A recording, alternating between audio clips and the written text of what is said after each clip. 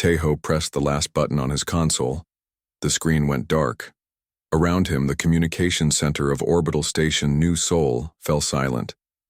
For 23 years, this room had been the voice between Earth and the galaxy. Now it was just another empty space. He stood up slowly and looked around. The walls still held pictures of first contact ceremonies. Humans shaking hands with crystal beings from Viridia. Humans sharing meals with the gas-like Nephilim. Humans teaching alien children to play soccer. All of it felt like ancient history now. His communicator buzzed. A message from the Galactic Council appeared on the small screen. Please respond to urgent diplomatic inquiry. Council Speaker Veltar requests immediate conference. Tejo read the message twice, then he deleted it without answering. He picked up his small bag and walked toward the exit. Behind him, automated systems sent out the same message they had been broadcasting for 3 days. Human territories, hereby returned to Galactic Commons, effective immediately. Down in the science labs, Jiwoo was having the hardest day of her life. She had spent 15 years working on the Kepler 442b terraforming project. The planet was going to be a new home for 3 different alien species. Her research could help millions of beings live better lives. But her orders were clear. Leave nothing behind. She opened the first container of soil samples. Each one represented months of careful work. She had tested every grain of dirt to make sure it would help alien crops grow.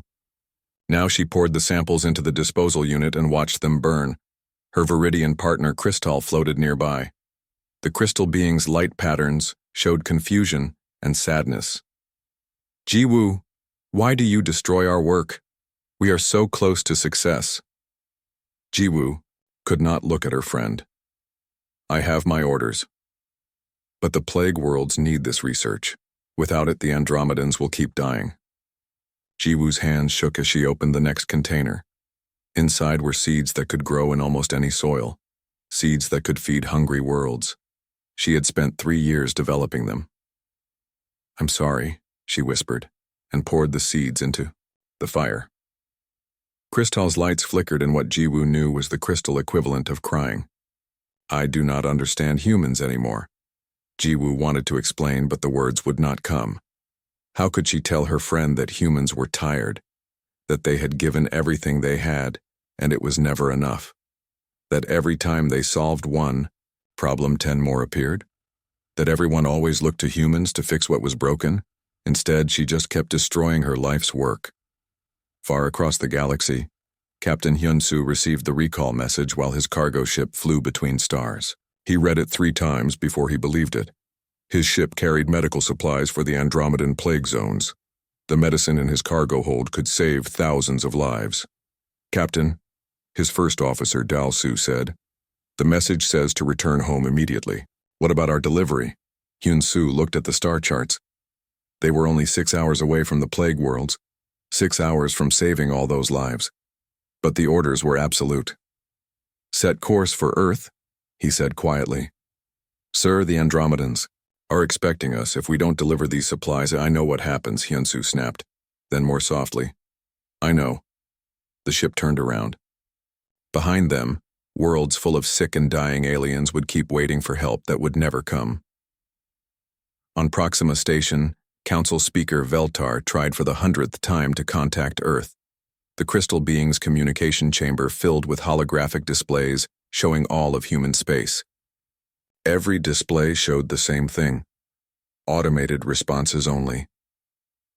Surely someone will answer, Veltar said to the empty room. The humans do not simply leave. They explain. They negotiate. They find solutions. But the silence stretched on. Veltar's assistant, a young Nephilim called Wisp-Tel, drifted into the chamber. Speaker, we have received reports from 17 sectors. All human facilities are being abandoned. All human ships are returning to Earth space. Have they given any reason?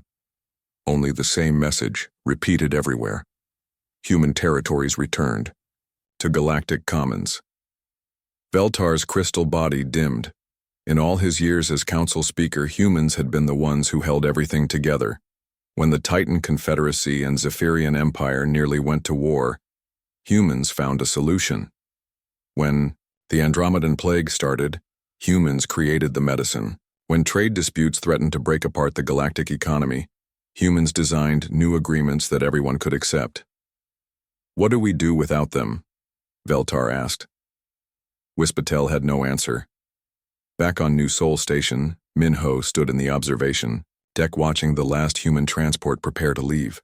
Below him, aliens pressed against the windows of the station. He recognized many faces. Cristal from the science labs, Veltar's communications staff, engineers he had worked with for years. Some of them were holding signs. Please stay. We need you. Don't go. Minho had helped to design this station's life support systems. He knew every pipe and wire. He had made sure that 17 different species could live and work together safely. It was his greatest achievement. Now he was leaving it all behind. He pressed his hand against the observation window. Below he saw an alien child holding up a drawing. It showed humans and aliens working together with the words, "Best friends forever," written in crayon. Minho's throat tightened. He wanted to wave goodbye, but he could not move his hand. What was the point? They would understand soon enough. When the problems started piling up again, when the next crisis came and no humans appeared to fix it, when they realized that asking for help and getting it was not the same as solving problems themselves, the transport sealed its doors. Minho picked up his bag and walked toward the shuttle bay. Behind him, the observation deck stayed empty. 3 hours later, the last human left Proxima Station. The aliens watched the transport disappear into the darkness between stars. They waited for some final message, some explanation, some promise to return. But there was only silence, and for the first time in galactic history, the council chambers felt truly empty. 3 months had passed since the last human ship disappeared into the void. Council Speaker Veltar stood in his chambers, looking at reports that made his crystal body dim with worry. The galaxy was falling apart. The first crisis came from the neutral zone. The Zephyrian Empire and Titan Confederacy were moving warships toward the asteroid mining fields. What should have been a simple trade dispute was turning into something much worse. Veltar remembered when similar problems happened before. One call to Quan Yu, the human mediator, and within days everyone would be talking instead of fighting. Quan Yu had a gift for understanding what people really wanted, not just what they said they wanted. Now Quan Yu was gone, and his replacement struggled with the job. Wispatel drifted into the chamber, his gas-like form shifting with anxiety. Speaker, I have tried to mediate the mining dispute. The talks have failed. What happened? The Zephyrians say the Titans are insulting their honor. The Titans say the Zephyrians are being emotional and unreasonable. I told both sides that the resources could be shared equally, but they stopped listening to me. Veltar felt something cold in his crystal core. Did you follow Quan Yu's mediation protocols? Yes, but I do not understand them. He wrote about reading between the words and emotional mathematics. What do these phrases mean? Veltar could not answer. Humans had always seemed to know things that other species missed. They could look at an angry diplomat and somehow see the fear underneath. They could hear what people were not saying. It was like they had an extra sense that no one else possessed. Keep trying, Veltar said, but his voice lacked hope. On the other side of the galaxy, another crisis was building. Pirates had taken hostages on a civilian transport near the Rim worlds. Before this would have been solved quickly. Su Jin, the human negotiator, had a perfect record with hostage situations. She never lost a single life. The task fell to Commander Vextar, a logical and experienced Viridian security chief. He studied Su Jin's files and tried to follow her methods. But when he opened communications with the pirates, everything went wrong. This is Commander Vextar of Council Security. Release your hostages and surrender. The pirate leader laughed. Another crystal head trying to sound tough. Where are your human friends, too scared to face real pirates? Vextar checked his notes. Su Jin always started with calm conversation, finding out what the pirates really needed. What are your demands? Our demands? We want respect. The galaxy thinks pirates are just criminals, but we have families to feed. The outer worlds have no work, no hope. We take what we need because no one cares about us. Vextar's logical mind focused on the facts. Crime does not solve economic problems. Please release the hostages. You don't understand anything. The humans understood. They knew we were desperate, not evil. They helped us find real jobs. But now they're gone. And you crystal heads just want to lock us up. The communication ended. 6 hours later, the pirates killed 3 hostages before escaping. Vextar stared at his failure reports and tried to understand where he went wrong. Sujin's files talked about emotional pressure valves and dignity preservation techniques. The words made no sense to him. But the worst crisis was on Andromeda Prime. The plague that had killed millions was finally under control, but the survivors were changing in ways that frightened the galaxy. Before the humans left, their doctors had almost cured the plague. Almost. The medicine they brought reduced the death rate from 90% to 40%.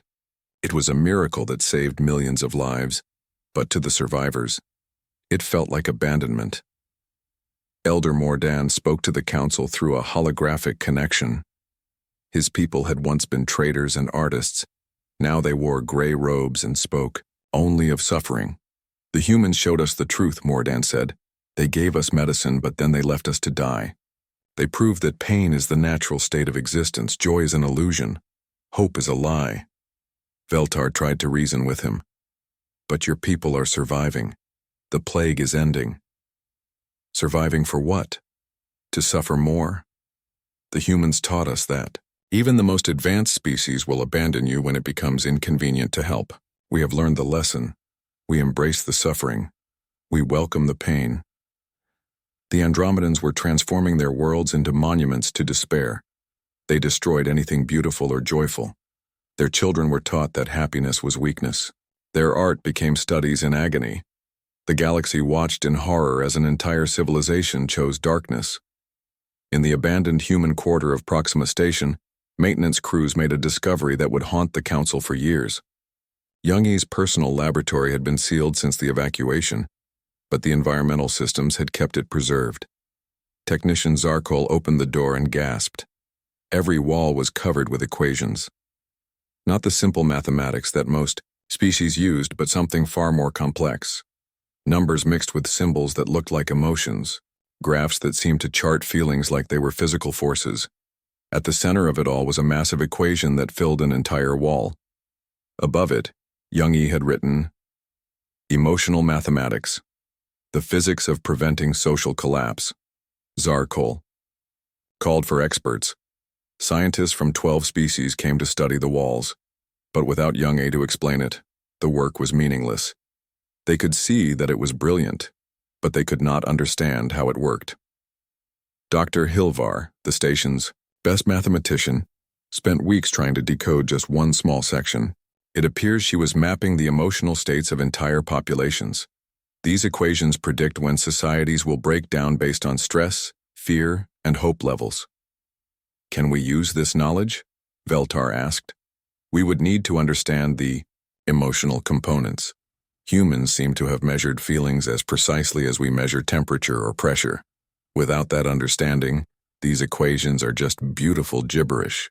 The galaxy began to realize something that chilled them to their cores. Humans had not just been good at solving problems. They had been preventing problems that other species never even saw coming. The trade networks that the Viridian Collective had built over centuries began to crumble. Their negotiations had relied on human psychological insights. Without that guidance, they could not read the emotional undercurrents in their deals. Partners who had traded peacefully for decades suddenly became suspicious and hostile.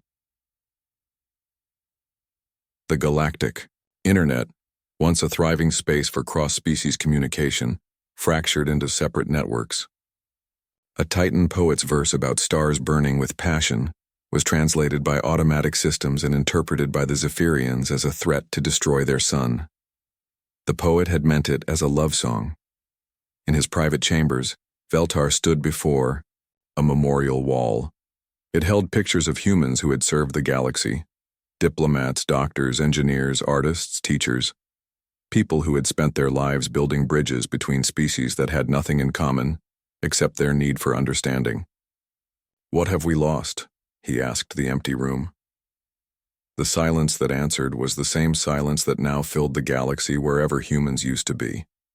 And for the first time, Veltar understood that some absences could not be filled. They could only be mourned. 1 year after the humans left, the galaxy looked like a completely different place. Veltar flew between council stations, seeing the damage with his own eyes. Everywhere he went, the story was the same. Without humans to hold things together, the ancient differences between species were tearing everything apart. His first stop was the Andromedan home system. Once these worlds had been centers of art and learning. Now they were gray monuments to despair. The survivors of the plague had built temples dedicated to suffering. Their children learned that pain was holy and joy was evil. Ambassador Krival met him at the spaceport. The Andromedan wore the gray robes that all survivors now wore. His face showed no emotion, except resignation. "Welcome to our reformed civilization," Krival said. "We have learned the truth that the humans taught us." "What truth?" Veltar asked, though he feared the answer. "That all help is temporary, all hope is false. The humans saved some of us, then abandoned the rest. They showed us that even the most caring species will leave when it becomes inconvenient to stay. They walked through streets that had once been full of color and music. Now everything was painted gray. The only sounds were the chanting of priests who taught that happiness was a sin." "Your people could rebuild," Veltar suggested. "The plague is gone. You could create beauty again." Krival stopped walking. "Why? So that the next crisis can destroy it? So that we can hope again only to be abandoned again? No, we have chosen wisdom over illusion." In the central square stood a massive statue. It showed a human doctor reaching out to help a dying Andromedan, but the human's face was turned away, as if already looking toward the exit. "We call it the lesson," Krival explained. "It reminds us that all assistance ends in abandonment." Veltar felt his crystal core grow cold. The humans had not wanted to abandon anyone. He was sure of that. But how could he explain it to people who had watched their saviors leave? His next stop was Viridia Prime, the heart of the galactic trade networks. Here, the damage was economic, rather than spiritual, but just as devastating. Trade Minister Quartel met him in offices that had once buzzed with activity. Now half the workstations sat empty, their screens dark. "Our trading empire is collapsing," Quartel admitted. "We based everything on human psychological research. They understood what motivated other species. Without that knowledge, we cannot make successful deals." Veltar looked at the trade statistics. The Viridian Collective had lost 60% of their business in just 1 year. "Can you not learn these skills yourselves?" Quartel's crystal body flickered with frustration. "We have tried. We found human files about negotiation psychology, but they are written in emotional code that we cannot break." He showed Veltar a data tablet. On it was one of Boram's research files. The human anthropologist had spent years studying how different species thought and felt. Her notes were incredibly detailed, but they were full of phrases that made no sense to non-humans. "Listen to this," Quartel said, reading from the file. "The Titan Confederacy responds well to displays of respect for tradition, but their underlying fear is being seen as primitive. Acknowledge their history while offering modern solutions. Never suggest they are behind the times." "That seems clear enough," Veltar said. "But how do we recognize their fear? How do we measure respect? How do we know when they feel acknowledged? These concepts require emotional understanding that we do not possess." The same problem appeared everywhere. Human knowledge existed, but it was written in the language of feelings. Without humans to translate, it was useless. On Titan Prime, the situation was even worse. The Confederacy had always been proud of their military traditions, but they had relied on human advisors to help them avoid unnecessary wars. Now, without that guidance, they were fighting conflicts that served no purpose. General Carthen received Veltar in a war room surrounded by battle maps. 3 different military campaigns were underway, and none of them made strategic sense. We are fighting the Zephyrians over mining rights that we do not actually need, Carthen admitted. We are fighting the Rim worlds over trade routes that barely generate profit. We are fighting the outer colonies over principles that no one can remember. Then why continue fighting? Carthen's massive form slumped in his command chair. Because we do not know how to stop. The humans used to help us find honorable ways to end conflicts. They understood that we needed to feel like winners even when we compromised. Without them, every negotiation feels like surrender. Veltar studied the war maps.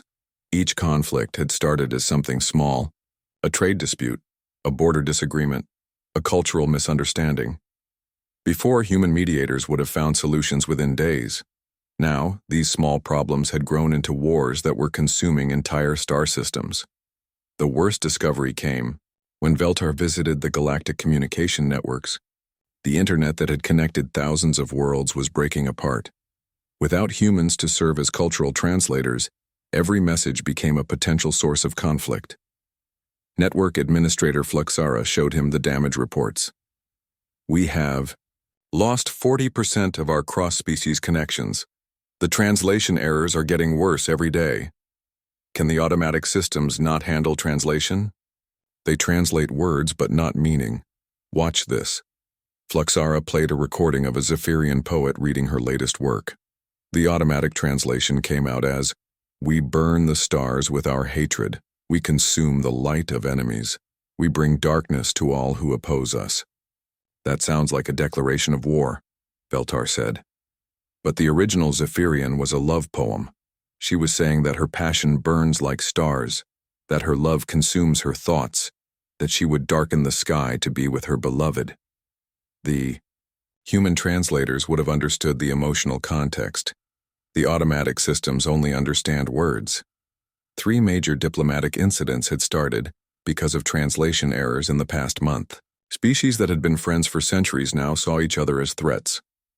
In the depths of the abandoned human embassy, Veltar made the most disturbing discovery of all. Jinho's final report lay on the ambassador's desk, unread by anyone except Veltar himself. The report was titled, "On the Psychological Architecture of Galactic Civilization." Jinho had written, "Humans serve as the galaxy's emotional immune system. We prevent conflicts not by stopping them after they start, but by recognizing the emotional conditions that create conflict and addressing them before they develop. We are not peacekeepers. We are peacemakers." The report continued. Every species in the galaxy has psychological blind spots. The Viridians cannot understand emotions. The Titans cannot compromise without feeling defeated. The Zephyrians cannot distinguish between passionate expression and hostile intent. The Andromedans cannot process abandonment without despair. Veltar read on with growing horror. Humans can see and understand all of these blind spots. We serve as interpreters, translators, and healers for psychological wounds that other species cannot even recognize. Remove humans from the galaxy, and these species will hurt each other without meaning to, fight each other without understanding why, and destroy each other without knowing how to stop. The report's final lines made Veltar's crystal structure dim almost to darkness. We have spent 3 centuries preventing a galactic emotional breakdown. We have given everything we have to hold this civilization together, but we are tired. We cannot carry the emotional burden for an entire galaxy forever. Someday, we will have to choose between caring for others and caring for ourselves. Veltar set down the report and looked around the empty embassy. For the first time, he understood why the humans had left. They had not abandoned the galaxy out of anger or selfishness. They had left because they were exhausted from caring too much, and now the galaxy was learning what it meant to live without someone to care for it. 2 years had passed since humanity's departure, and desperation drove the Council to take action they had never imagined necessary. Veltar stood before the emergency assembly, addressing representatives from every member species. "We must find them," he announced. "The galaxy is dying without human mediation. We have no choice but to locate humanity and ask them to return." The assembly erupted in debate. Some species felt pride had been wounded enough, others worried about what they might find. But as reports of new conflicts arrived daily, the decision became clear. The search began with Earth. Captain Nextar commanded the exploration vessel Harmony, specially built for long-range reconnaissance. Her crew included the best scientists and diplomats from 12 species. When they arrived at the Sol system, what they found shook them to their cores. Earth was not destroyed. It was simply empty. The great cities still stood, but they were cleaned out completely. No furniture, no personal belongings, no technology. Even the garbage had been removed. It was as if 8 billion humans had simply packed everything they owned and left. Dr. Wilzera, the expedition's lead archaeologist, led teams through the empty cities. "This is unprecedented," she reported. "The infrastructure remains intact. The buildings are undamaged, but every trace of human habitation has been systematically removed." In New York, they found Central Park still maintained by automatic systems. The trees were healthy, the grass was cut, the paths were clean, but no humans walked there. In Tokyo, the transportation systems still ran on schedule. Trains moved through empty stations. Traffic lights changed for roads with no cars. The city functioned perfectly, but no one lived there. "They could have destroyed everything," Captain Nextar observed. "They could have left us a wasteland. Instead, they preserved it all." "Why?" Dr. Wilzera studied her readings. "Perhaps they hoped someone else would find a use for it. Or perhaps they could not bring themselves to destroy what they had built, Search teams found only one clue. In the United Nations building, they discovered a single message painted on the wall of the General Assembly Hall. "To whoever finds this, we tried our best. Take care of each other." From Earth, the search expanded across the galaxy. They followed the trail of abandoned human settlements and outposts. Each site told the same story: clean evacuation, no destruction, no messages. On Kepler 442b, they found the terraforming station that Jiwoo had worked on.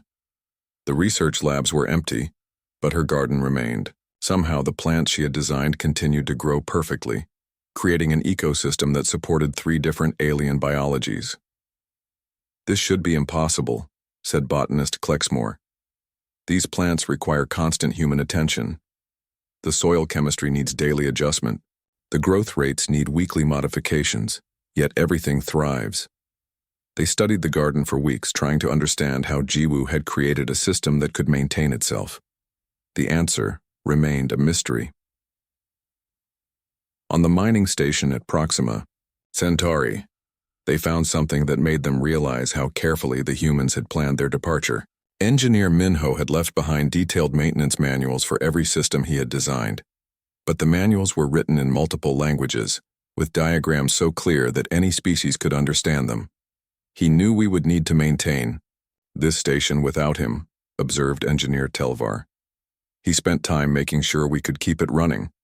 But the humans themselves stayed one step ahead of every search party. On Vega 7, the search team arrived just 2 days after a human ship had departed. The local aliens reported that the humans had been there for 6 months, helping to set up a new communication relay. They had finished the work, tested all the systems, and left without explanation. Did they say where they were going? "Captain," Nextar asked. The local administrator, an elderly Nephilim named Driftel, rippled with sadness. "They said they had other work to do." When I asked if they would return, the human engineer Sung-ho just smiled and said, "Someone has to keep the lights on." The search teams began to notice a pattern. Humans had visited dozens of worlds since leaving Earth, but only to complete projects that were already started. They finished building a hospital on Rigel Prime. They completed a water purification system on Tau Ceti III. They installed the final components of a planetary defense grid around New Cyprus. "They are not hiding from us," Dr. Wilzera realized. "They are finishing their responsibilities." But by the time the search teams arrived at each location, the humans were already gone. The breakthrough came on Europa, one of Jupiter's moons. The base there had been abandoned for 20 years, but HFY had left something behind that defied all understanding. In the crater where the old research station stood, she had planted a garden. Not a normal garden, but something that seemed to exist in harmony with Europa's impossible environment. Plants grew in ice that should have killed them. Flowers bloomed in vacuum that should have frozen them solid. Trees took root in soil that should not have been able to support life. This ecosystem should not exist, said xenobiologist Dr. Morketh. Europa has no atmosphere, no liquid water on the surface, no soil capable of supporting organic life. Yet, the garden thrived. More than thrived, it was expanding. Each year, according to satellite records, it grew larger and more complex. The search team landed in environmental suits, expecting to find some kind of artificial life support system. Instead, they found plants that had somehow adapted to survive, in conditions that should have been instantly lethal. She did not just plant a garden, Dr. Morketh whispered. She created a new form of life, one that transforms impossible conditions into livable ones. They took samples, but the plants could not be replicated. Without HFY to explain how she had done it, the garden remained a mystery. A beautiful, impossible mystery that proved humans could create miracles when they chose to. The most heartbreaking discovery came on Titan, in the outer reaches of the Sol system. There, the search team found what appeared to be a recent human settlement. The buildings were only 5 years old. Signs of habitation were everywhere. In the community center, they found a recording device still connected to the power grid. Captain Nextar activated it, hoping finally to hear human voices explain their departure. The recording showed a community meeting. About 200 humans sat in chairs, listening to a man named Wu Jin address them from a small stage. "We have to make a choice," Wu Jin said to his people. "The Council has sent another delegation asking us to return. They want us to solve the Zephyrian-Titan conflict. They want us to cure the Andromedan despair. They want us to fix the trade networks and repair the communication systems." He paused, looking tired. "They want us to do what we have always done, carry the emotional burden for an entire galaxy." A woman in the audience raised her hand. "But people are dying, Wu Jin. The conflicts are getting worse. If we don't help, then they will learn to help themselves," Wu Jin replied gently. "We gave them 3 centuries of solutions. We showed them how to prevent wars, how to understand each other, how to build a civilization based on cooperation rather than conflict. We gave them everything we had." He gestured to the people around him. "Look at us. We are exhausted. Our children grow up believing their purpose is to fix other people's problems. Our artists create nothing but healing songs for alien traumas. Our scientists research nothing but cures for alien diseases. Our diplomats spend their lives managing alien emotions." The audience murmured agreement. These were not angry people. They were tired people. "We have to choose," Wu Jin continued, "between continuing to care for everyone else or finally caring for ourselves. Between being the galaxy's permanent caretakers or being human." The vote was unanimous. They would leave. The recording ended with the colonists quietly packing their belongings. No anger, no resentment, no demands for recognition or gratitude. Just a group of people who had given all they could give and were finally choosing to stop. Captain Nextar turned off the recording. Around him, his mixed-species crew stood in silence. For the first time, they understood why humanity had left, and they realized that no search would ever find people who had chosen to be found. 5 years had passed since the last human ship disappeared from known space. The galaxy had learned to function without them, but it was a different galaxy. Colder, harsher, more honest about what species were really like when no one was there, to help them be better. Veltar stood in the newly completed Gallery of Lost Empathy on Proxima Station. The memorial had taken 3 years to build, and it was unlike anything the galaxy had ever created before. Instead of celebrating victory or mourning death, it mourned absence. It honored the living who had chosen to leave. The gallery's first hall contained artifacts from human settlements, a child's drawing from Earth showing aliens and humans holding hands, a medical kit from the Andromedan plague zones, still containing unused vaccines, a peace treaty between the Titans and Zephyrians, written in Kuan Yu's careful handwriting. But the most powerful displays were the art installations that Namju had left scattered across the galaxy. The human artist had spent years creating sculptures that somehow captured the essence of different species' dreams and hopes. Now beings made pilgrimages across the galaxy just to stand before art that made them feel truly understood. In the Andromedan wing, visitors found Namju's sculpture called Before the Plague. It showed an Andromedan family sharing a meal, their faces bright with joy. The work was created with some technique that made viewers feel the warmth of family love, regardless of their species. For Andromedans who had forgotten how to feel happiness, it was both beautiful and heartbreaking. The Viridian section held a sculpture called The Weight of Understanding. It depicted a crystal being surrounded by swirling patterns that represented the emotions of other species. Somehow, Namju had made it possible for non-empathic Viridians to experience what it felt like to truly understand someone else's feelings. How did she do this? Whispered Dr. Krilzeth, a Viridian scientist who had studied the sculpture for months. I can feel what the subject feels, but we do not have the biological capacity for empathy. Veltar had no answer. Human art was like human psychology.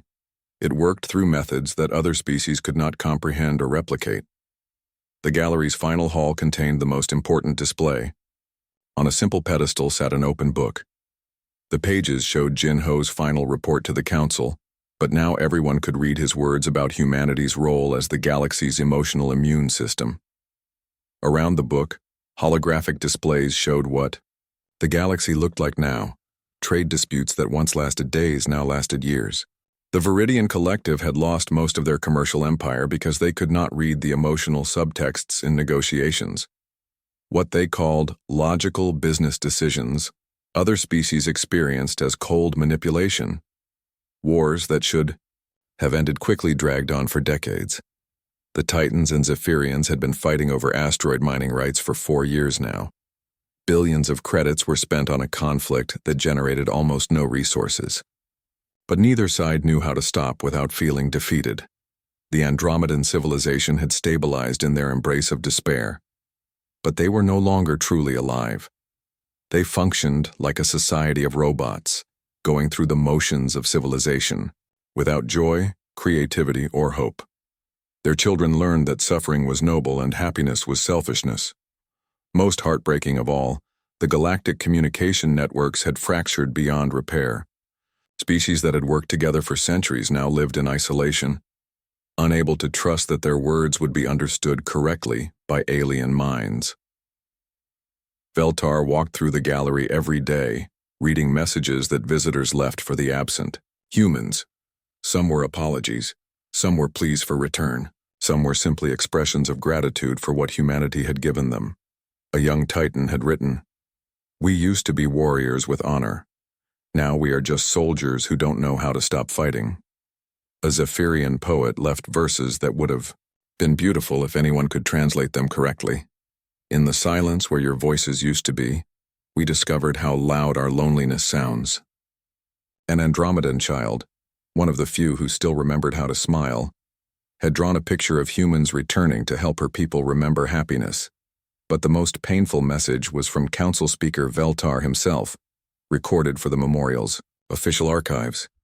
"We thought humanity's gift was their adaptability, their strength, their cleverness with technology. We were wrong. Their gift was seeing us as we wished to be seen. They held up a mirror that showed us our best selves, and they helped us become those better versions of ourselves." His crystal voice grew dim with sadness. When they left, they took that mirror with them. Now we see only what we really are, without anyone to help us be more. The galaxy had found a new equilibrium, but it was the equilibrium of species living within their limitations, rather than growing beyond them. Trade worked, but without the trust and understanding that had made it flourish. Peace existed, but as the absence of war rather than the presence of cooperation. Art was created, but it spoke only to those who already shared the artist's biology and culture.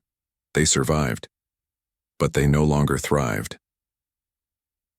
Far beyond the edge of known space, a human exploration ship called the New Beginning detected the long-range transmission that had been sent toward their general location.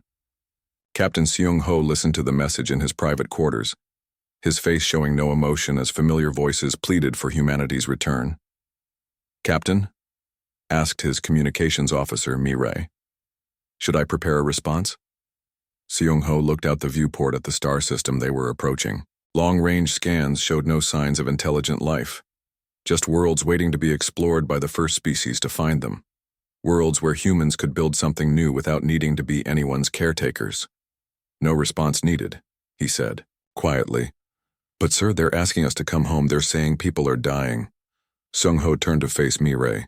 She was young, barely 30, part of the generation that had grown up being told that their purpose was to fix everyone else's problems. It would take time for her to understand the choice they had made. "They were dying before we left," he said, gently. "Not from disease or war, but from never learning to solve their own problems. We kept them alive, but we never taught them to live." He gestured toward the unexplored star system ahead of them. "Out here, we can finally be human instead of being everyone else's solution." Mirai looked uncertain. "But what if they really need us?" Seung-ho smiled sadly. "Then they'll learn to need each other instead." The ship continued toward the new star system, carrying the last free humans toward worlds where they could build something just for themselves. Behind them, the galaxy they had served so faithfully learned the hardest lesson of all, that being helped and being able to help yourself were not the same thing, and in the silence between the stars no one was coming to save anyone anymore. They would have to save themselves. For the first time in galactic history, that was exactly as it should be. But in the gallery of lost empathy, aliens still came every day to stand before human art and remember what it felt like to be understood. They would carry that memory forward, hoping that someday they might learn to understand each other the way humans had understood them all. The galaxy had lost its caregivers. Now it would discover whether it could learn to care for itself.